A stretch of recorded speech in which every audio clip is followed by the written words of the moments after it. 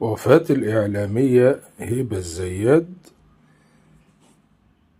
مقدمة برنامج البروفيسيرة، داهمها الموت وهي نائمة، توفيت ودفنت الأربعاء 25 نوفمبر. البقاء والدوام لله، إنا لله وإنا إليه راجعون.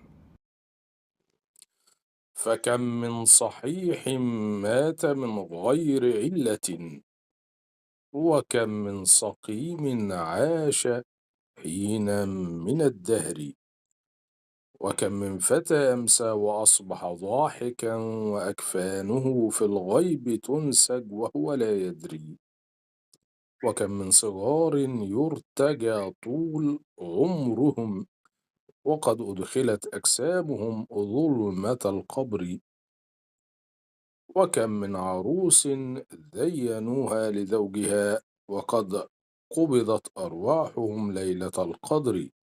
فمن عاش 1000 و2000 فلا بد من يوم يسير إلى القبر.